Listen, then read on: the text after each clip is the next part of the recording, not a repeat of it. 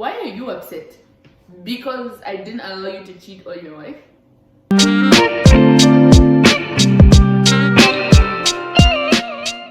Bro. Yeah. So there's this department that I went in after she'd already been in it. So you know when she'd gone into it, I was paved already the way.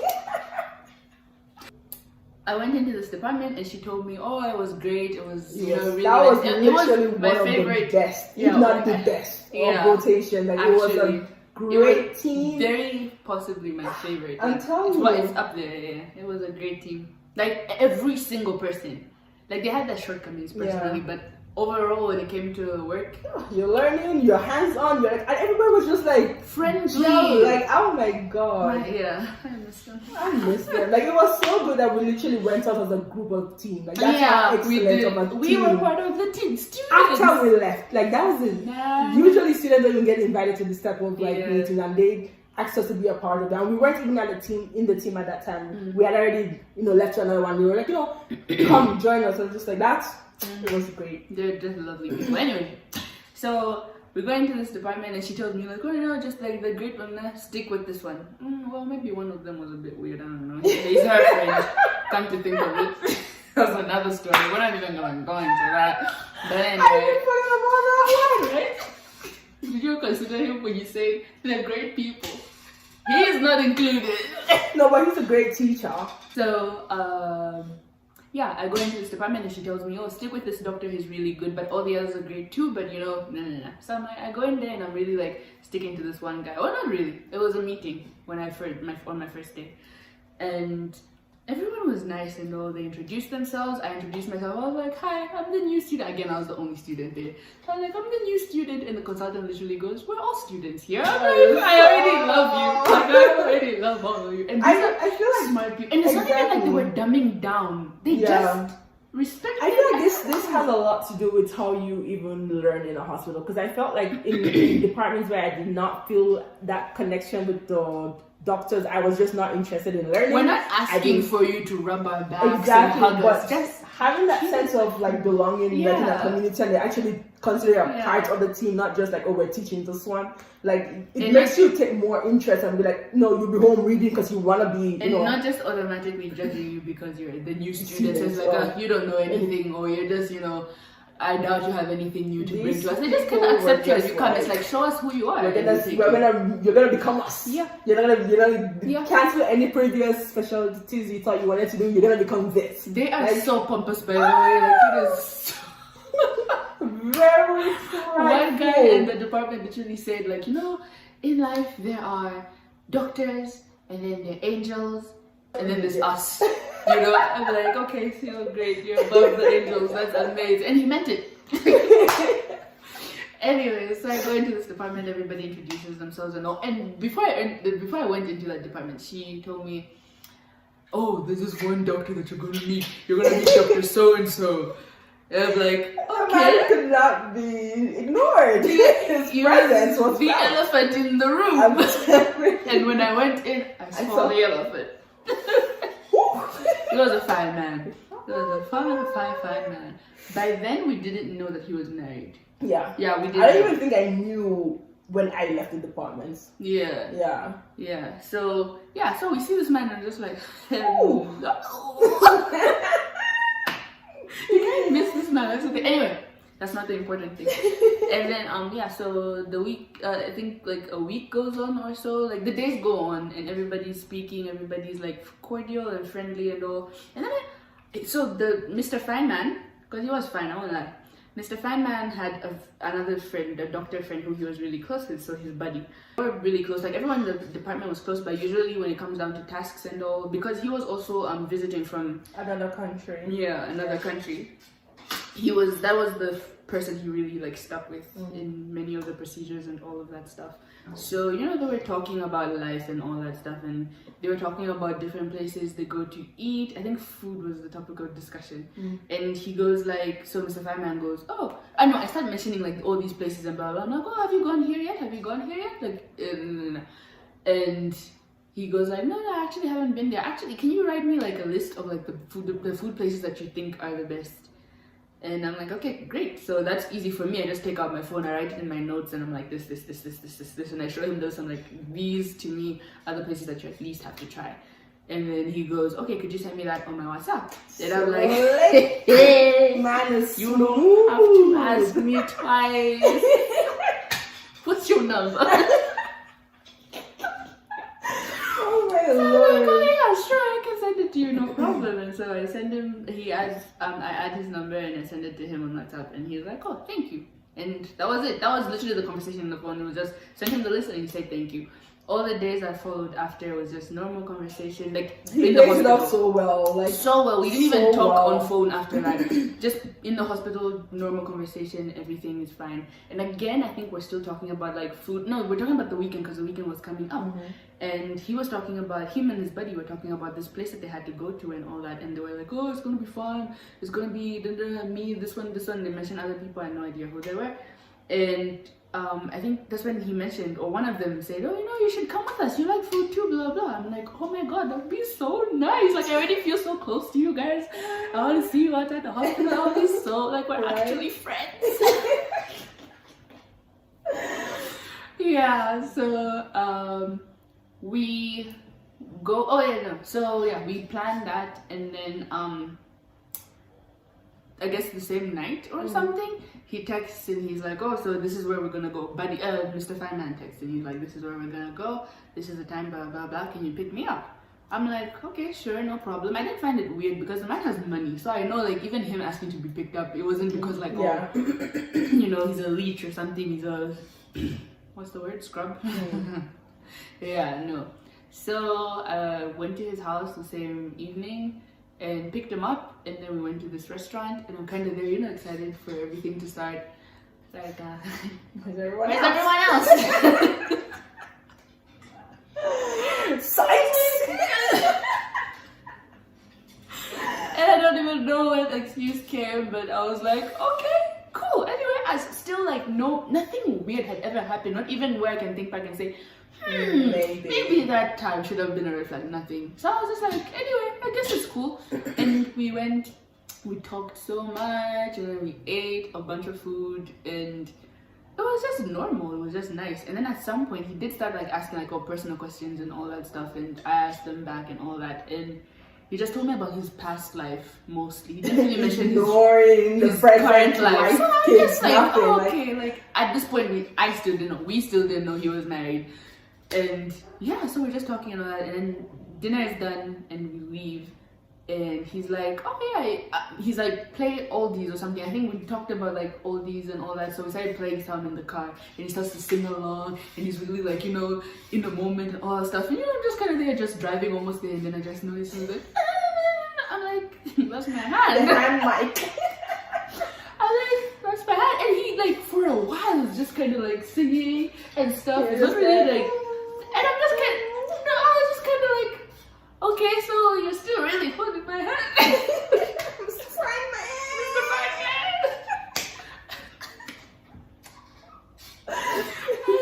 So we get to his place and he's like, oh, come, let's listen to some music and blah, blah, blah, blah. And then I'm like, this is late into the night. And I'm just like, well, I can stay for like a little while. But then that's kind of where my gut was kind of like, maybe you should go home. You know? Maybe you should go home. I didn't know this. I was like, ain't nothing weird that's happened so far. This would be fun. Like, yeah, it's kind of late. Yeah. I mean, you know. You got work in the morning. But you know, I can stay for like 5-10 minutes. Ain't no conflict of interest here. And I was like, okay, cool. So we go in, and he starts playing like some of his back home music, and it's introducing me to his culture and blah blah blah. And then at some point I remember he ran upstairs. I think he went to take off his shoes or to grab a speaker, I don't know. But then that's when I was like kind of thinking, maybe I should run. I was like, what if he comes down with some like, I don't know, rope or something? Like, I'm just like, why am I so trusting? Like, why? Yeah. Sat down. I had sat and I put like a pillow because you were sitting on my left side, and I put a pillow like right here, like, you know, you can't try anything funny just in case. you can't try anything funny. And I'm like, okay, cool. And then he starts, I don't know what we were doing, talking about I don't know what. And then he starts to do these weird things. He kind of like scooches closer. I'm like, squeezing the pillows like, in between. This man is huge, by the way. He's huge. Yeah, he's huge. Like, So like already not huge like fat, but yeah, like muscular. muscular, tall. Man. He was the elephant. Anyway, so I'm just like, if anything goes south here, I'm fucked. Like, Bro, no two ways like, about it. not nothing.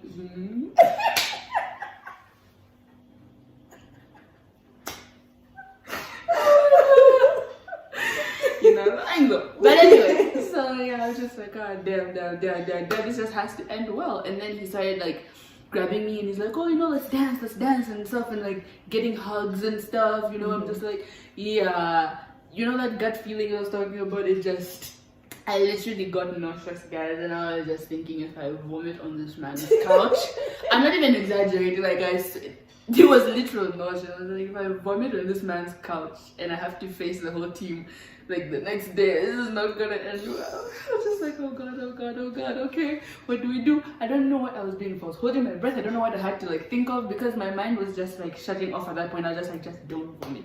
Don't vomit. Don't vomit. All you do, just don't vomit. Oh my god. And then eventually I was just like, oh no, because they're asking questions about like, oh, so when are we gonna hang out again? I'm like, oh, you know, you're still around, it's okay, we'll communicate. Just trying to make sure nothing about the situation seems tense, yeah, you know, or weird, awkward. Yeah. And then eventually I was like, yeah, you know, I just really have to leave. I say that so many times before I actually left, was actually released. But was it like you saying it and him not letting you go, or you saying it but still kind of want to be there at the same time? No, him not letting me go, because he was like, oh, let's talk, or he'll say like, continue dancing, or like change the song or something, and I'm just like, I just really need to leave. And then eventually, yeah, I think that, because I remember he asked so many times, when are we going to meet again, when are we going to hang out again, blah blah blah. And I'm just like, married man. Yeah. I was just like, yeah, no. And then but at this point you didn't know he was married, so what made you reluctant to want to go? Because I felt like it was very sudden, like the way he started, like, you know, making moves and stuff, and like very strongly, like, you know, dancing and all. But like I felt like maybe he felt after he bought me that food, it's like, yeah, oh my god. me and food. Sell her life. I don't know though, but I was just uncomfortable with the pace of the touchiness, I think. Yeah. Like if at least he maybe did that hand thing, and then after that maybe we just talk and stuff, and I could just notice like he's just kind of close, I'd be like, okay, this isn't too weird. But it was the whole like dancing, and then I'm just like, yeah, no, this don't feel. So yeah, and then I eventually left, and the way I backed out of that man's yard was I killed his plan. Man, if he was watching me leave, he must have thought, does she have to take a shit or something? Like, I remember, like, because it was like a little pathway, and you had to like really back out like carefully. I didn't care. I just rolled that car back and I just went. It went over the plants, and I just went because I was just like, I don't know, man. And eventually, and when I got home, as soon as I got home, like the nausea just stopped. Like, you should have gone. You shouldn't have gone. You shouldn't have gone. Anyway, after I left, he actually texted and said, you know, I had a lot of fun today, but you know, let's just keep this to ourselves. Like, red flag. Right? Like, what do you mean? And I remember my response, because I was like, yeah, I had fun too, and I didn't exactly plan on shouting it on the rooftops, but again, it's not like something I thought would like, oh, hush, don't mention. Like, not that I would have gone out and, but like, that was if just someone weird. is telling you not to mention it, that in itself tells you that it's probably not supposed to be happening. Yeah, that is weird behavior, weird ass behavior.